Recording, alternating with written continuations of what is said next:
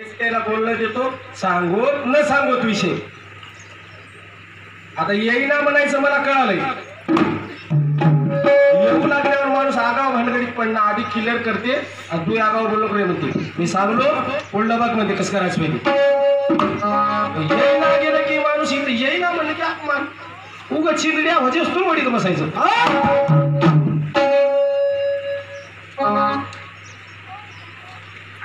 दुसऱ्याच्या घरात ढोकून बसतात आणि आपल्या घराची वाशी. आम्हाला दुसऱ्याच्या घरात बघायची गरज नाही. ब्रह्मविद्येचा आणि परज्ञानाचा सागर इकडं समुद्र आहे, समुद्र. काय तुमचं तुटकं ज्ञान कुठं घेऊन हिडावून कुठं दिवा लावून हातावर घेऊन बसावं. त्याच्या घरात आपण बघायला वाशे नव्हत तिकडं पिलरचं घर आहे आमचं. किती बी येऊ द्या किती मावतात. तुम्हाला तुमचे वासे ढसळत असले तर या आमच्या मागे दत्ताप्रभू म्हणून. तुम्हाला राहायची सोय तुमची सर्व सोय गुप्तच घेतलं तुमचा हातपासून. आता दुसरी एक गोष्ट असली वेळे होतं म्हणून भाटोळीनं उडून जातात. मग सोयऱ्याला दाता घासाय बोलवलं तिकडे बाजूला जाऊन बसल्यानं इथं उराला उर लावून बसतात म्हण. खरे उराला उर लावून बसतात म्हण. आता तोंडही धुवू नये का इथं काय कोणतं वेदज्ञानाचं काय पाऊस पडालाय काय पर्जन्य व्हालाय बाबा. एखादी गोष्ट निघून गेली तर फार महत्वाचा माझ्या जीवाचा उतार व्हायचा रुकल म्हणून. आता का सुद्धा थोडं बाजूला होतो तर असले वेडे म्हण पळून जातात, भाटोळीनं उडून जातात. भाटोळीनं उडून जाईना कशालाच उडून जाईना. आणि काही याच घर भजन संपत्ती असेल नाही. तुमचा ओंकारच राहू द्या आणि कवा या विषयावर कुठेही तुमच्या संग चिंतन करू. तुमची तयारी अजून ओंकाराबद्दल झाली नाही. अजून चांगला अभ्यास करूया. धड विषय ठेवता आला नाही. कोण्या ओंकाराचं रात्र पासून एक फरमान आलं नाही. ते कोण सांगलं की चिठीवर लिहून आणलं की याच गोष्टीचा राग आला. आणि मी खरं बोलतो राग आला तर हरकत नाही.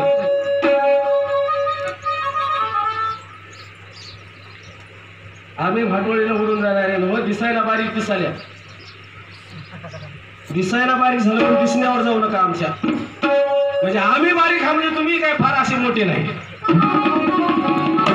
आपण काय बरोबरीच व्हा. मी नाही म्हण कोणताही तत्वज्ञानाचा माणूस दत्त संप्रदाय मान्य करणार म्हण. इमानीत बारे सोयरो सांगा. शिवलीला अमृत ग्रंथामध्ये यायने ज्या विष्णूची पूजा करतात ते विष्णू म्हणालाय आनंद संप्रदाय परम आगाध क्षीरसागरी बोली लागू. आणि यायनं कोण तत्वविद लागून गेले ब्रह्मवेते असे यायनं मान्य करायला नम करायला. तुम्ही मान्य केल्या काय न केल्या काय. पण अजिबात संप्रदायावर बोलू देणार नाही. तुम्हाला जर भजन म्हणायचं असेल तर विषय सांगा भजन म्हणा नाही तर प्रेमानं आरती करून चला गावाकडे. आधी म्हणजे आता सोडून तुम्हाला सर्वाला हात जोडून मी शंभरगावचा भजन नुसा माणूस आहो तुमच्या पाया पडतो. पण आधी त्या दोन ओंकार एक केल्याशिवाय भजन म्हणून देऊ नका. आता असलं भांडण आमचं दोन रात्रा दोन इळायचं ते. आता याच्यात काही मजा नाही. तुम्हाला ऐकण्यात गोडी नाही. दोन ओंकार एक होत असले तर भजन चालू आहे आणि जर होत नसले डायरेक्ट भजनाची आरती होईल.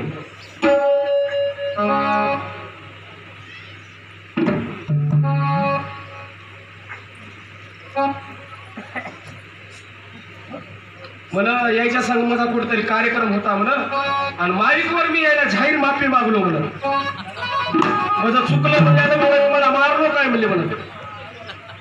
मला चक्रू पाटील कमीत कमी 5 ते 5-6 वर्षापासून ओळखीतात. जसं मी भजन म्हणालो तसं असा माझ्या आयुष्यामध्ये एकही प्रसंग आला नाही.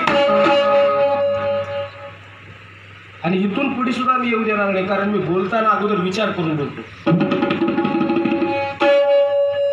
मी काहीच म्हणलो नाही, जातीचं म्हणलो नाही, काय नाही, उगच काय की म्हणल्या हे बघा इथं सर्वाला अधिकार आहे. यारे लहान थोर या की उठा लहान थोर नारी आणि नर ब्राह्मण आणि शूद्र जाय वेगळी जिवंत असता मुक्त करील सद्गुरुनाथ इच्छा पुरवित अनाथाची. इकडं म्हणाले उठा लहान थोर, लहान या मोठे या शूद्र या ब्राह्मण या वैश्य या क्षत्रिय या शरण जा सद्गुरूला. जिवंत असताना तुम्हाला मुक्त करते. मोक्ष मिळण्यावर मिळाला, मोक्ष माणसाला मिळल्यावर मिळाला कोण बघलंय मोक्ष कुठं आहे ते.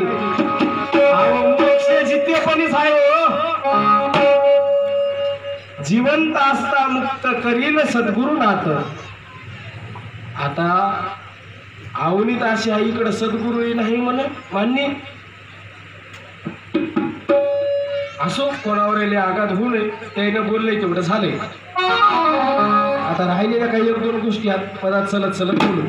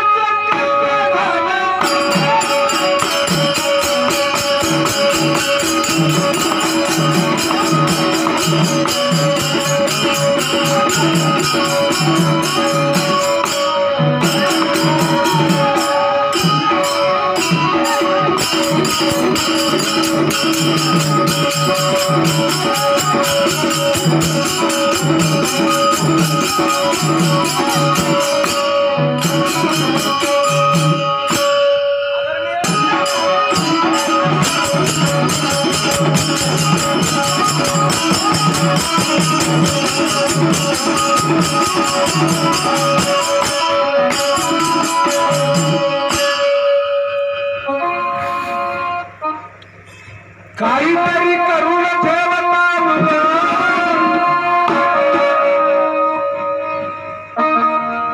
नाही तेच करून ठेवता सोंग, नाही तेच करून ठेवता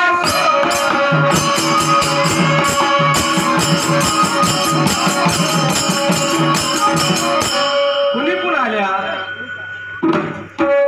आलाशी कोटोनी जाणे कोण्या ठाया लागुनी. मी कोण आहे, मी कुठला आहे, मी या गावात कशासाठी आलो आणि मला आता कुठं जायचं आहे. तुम्ही म्हणता शंभरगावला आल्या भजनाला, सालेगावला भजन म्हणून शंभरगावला जायचं आहे, हे इथं झालं. पण जीव येताना कोण्या गावचा होई या गावात कसा आला